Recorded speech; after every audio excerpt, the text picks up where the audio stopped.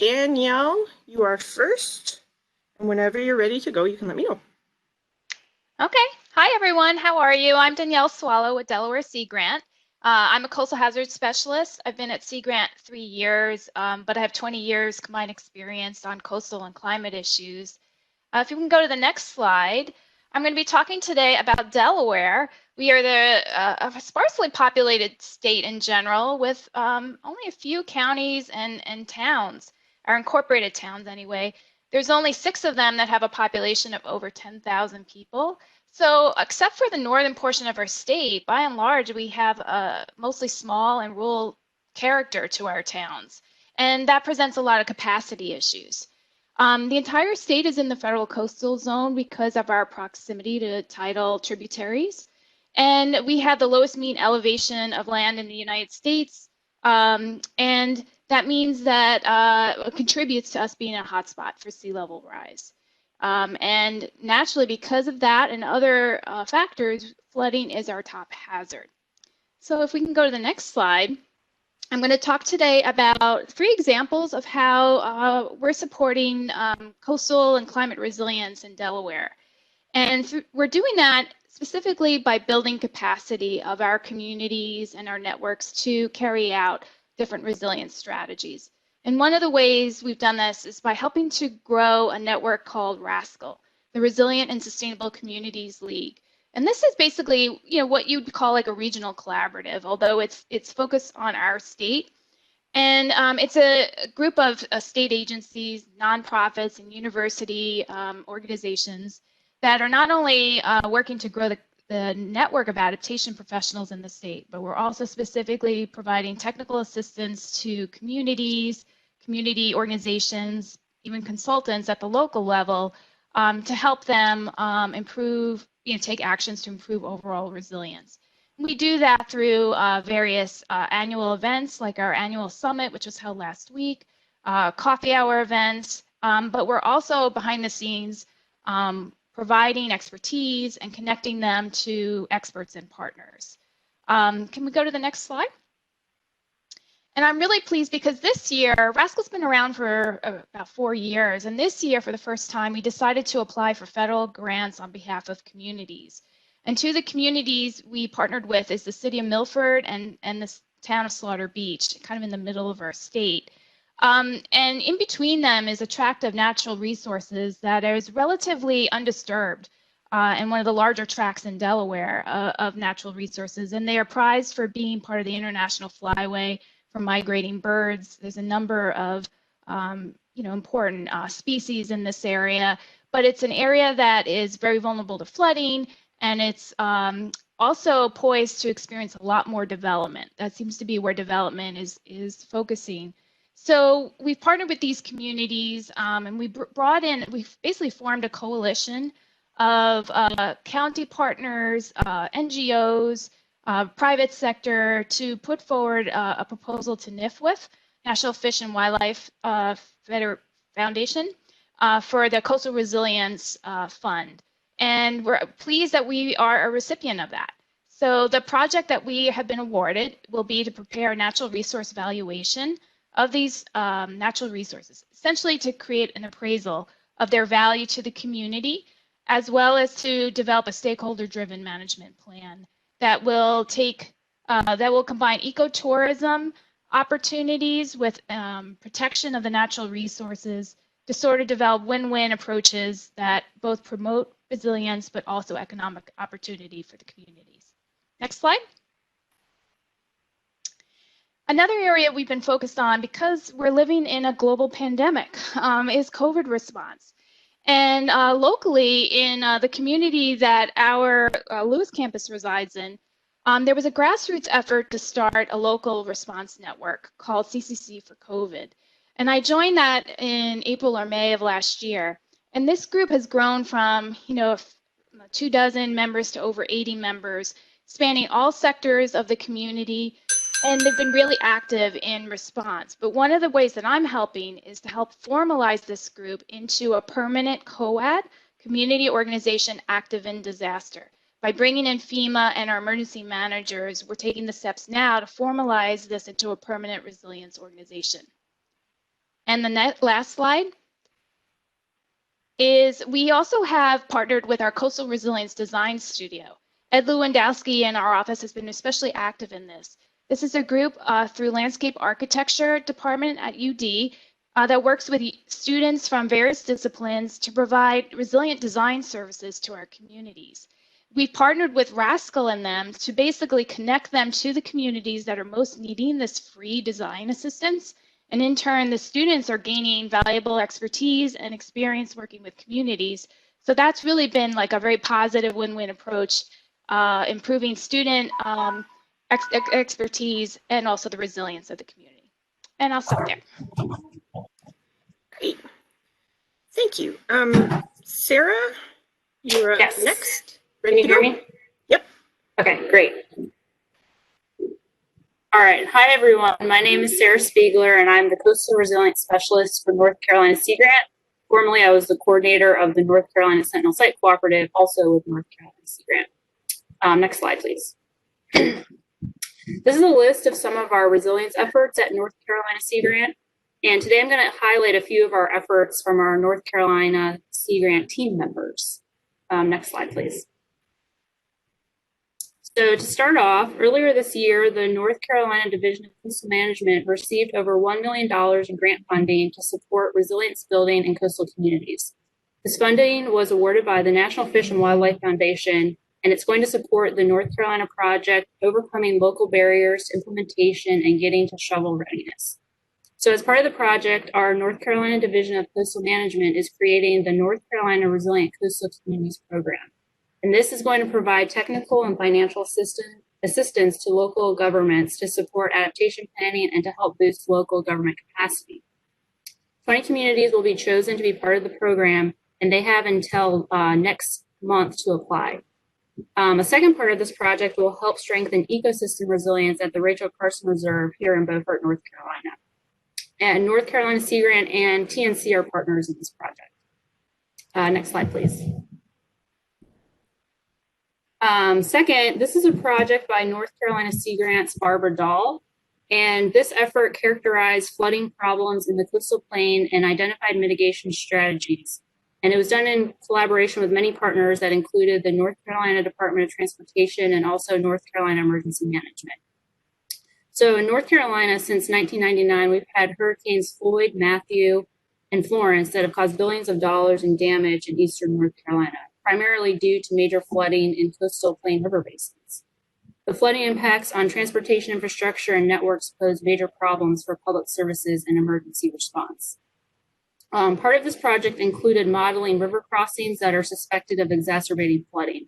And some of the findings included that upgrading all roads inundated during extreme events is not feasible. And so a system of designated routes designed to resist damage and stay open during extreme flooding events can provide more reliable access to critical areas. And these are termed resilient routes. Another finding is that modifying bridges in the lower Neuse River floodplain has limited effect on reducing upstream flooding from extreme events. And then one last finding is that landscape features such as forests and wetlands can strategically be used to provide water storage and potentially mitigate flooding. Next slide, please. This effort highlights the North Carolina Sea Grant Coastal Landscapes Initiative, and this initiative began in 2007 to foster sustainable and resilient developed landscapes in coastal North Carolina.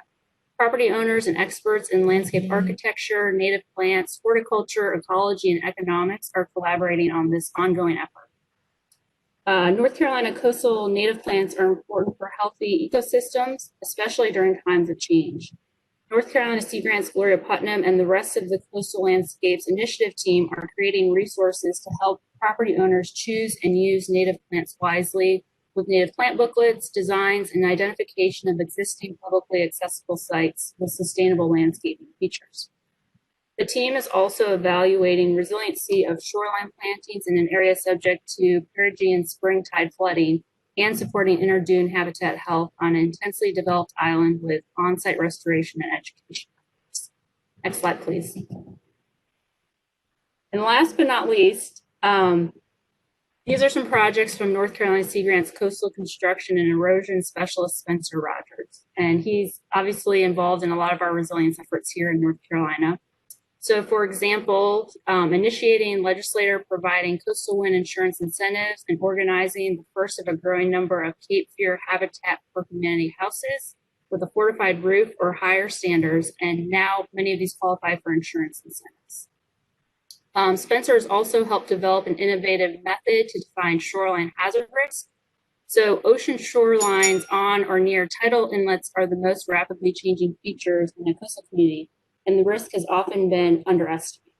So this new method will be useful for siting new buildings in safer locations. Also, a comprehensive analysis of coastal building performance for Hurricane Ike was conducted. And lastly, Spencer has provided assistance for home business and shoreline owners on storm-resistant construction techniques for new construction and mitigation best management practices for existing structures and shoreline management alternatives. Next slide, please. So that's it. That's my story. On the left is a photo of myself and coastal resilience specialist Katie Hinson from Hawaii Sea Grant, and we are discussing some very important resilience lessons learned there. So for more information, we had a great time. And that's the NEARS education corner on the left as well from Hawaii. So for more information on any of these projects I talked about today, I encourage you to reach out to myself or any of our North Carolina Sea Grant specialists. Thank you. Great, thanks, Sarah. And our final presentation, Kate. Hi, everyone. We can start with the first slide. Thank you. Hi, so I'm Kate McClure, the Coastal Climate Specialist with the Maryland Sea Grant Extension Program. And resilience is really a big part of a lot of the work we do here at Maryland Sea Grant. And today I, along with my colleague Jenna Clark, are going to share about some of our newer resilience-related projects that we're excited to be working on. Next slide, please. So one of our resilience-related focus areas is coastal risks and sea level rise. And one of our projects that we started working on is working to develop a guide for prospective homebuyers about the risks and regulations associated with coastal areas in our state.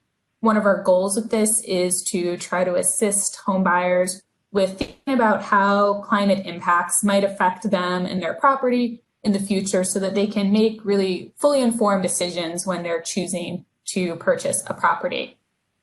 We're also working with our state and university partners to develop some step-by-step guidance for selecting sea level rise projections to use in planning. A few years ago, the state of Maryland started using probabilistic sea level rise projections, but we've noticed that a lot of users are struggling with knowing really how to incorporate those projections into their decision-making processes. So our hope is that through this step-by-step guidance that we'll be able to address that need and make the sea level rise projections more actionable at the local level. And I also wanted to mention that Maryland is just starting to use the MyCoast app, which allows individuals to upload pictures of flooding to a virtual platform. Maryland Sea Grant is still exploring if and how to be involved with that effort, but if any other programs in our region are using MyCoast or a similar platform, we'd love to chat. Next slide, please. Another one of our focus areas is marsh migration and responses to sea level rise. My colleague Taryn Sudal wasn't able to be here this afternoon, but a large part of her role as the coordinator for the Chesapeake Bay Sentinel Site Cooperative involves coordinating wetland ecologists to foster research on tidal wetland resilience and impacts of marsh migration. Taryn is also leading an NSF-funded workshop on coastal farming challenges to better understand the responses of farmers in the Chesapeake Bay region to sea level rise and their changing environmental conditions. This workshop obviously had to switch to a virtual format, and Taryn's been working incredibly hard to recruit participants, and we're really excited about the first session of that tomorrow morning. And finally, I wanted to mention that we're also interested in equity issues of strategic relocation in response to sea level rise. And that's something that we'd also be really interested in discussing or collaborating on with others in the region. So if you go to the next slide, and I will turn it over to Jenna. Hi, I'm Jenna Clark. I'm the Research Programs Manager at Maryland Sea Grant. I've also been involved in starting this new initiative at Maryland Sea Grant, working with more of the built environment and the built community, including architects, designers, landscape architects, and land use planners, as well as engineering. We are looking to explore mechanisms to add science and build interdisciplinary courses for undergraduate and graduate level design competitions or classes, studio level classes. We hope to also further our engagement with professional organizations and industry, such as the American Institute of Architects, AIA, the National Organization of Minority Architects, and the American Society of Landscape Architects. We are looking to kind of build up on many of the projects that other Sea Grants have been already doing, and we are looking for collaborations as well as that. We've been working also with the surf competition that's happening shortly with the design competition they're doing with them as well. I think that's it for me. Okay, great. So one other thing, Kate, I will go ahead and share your slide if you want to speak on that. Sure. I don't see the slide yet, but I can start talking. So I know that a lot of you are already familiar with this, but for anyone who is not, I just wanted to mention the Sea Grant Climate Network. So this is basically an informal group or community of practice of Sea Grant staff across programs who are all working on climate-related issues. And the purpose of this network is really to facilitate connections and collaborations across programs on climate issues. Right now we have over 140 members from, I think, at least 31 Sea Grant programs.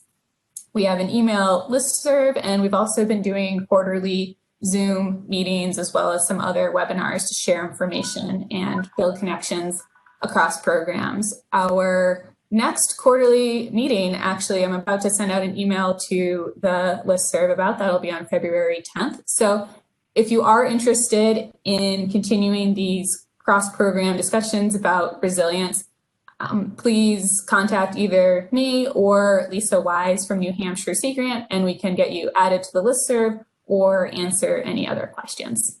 Thank you.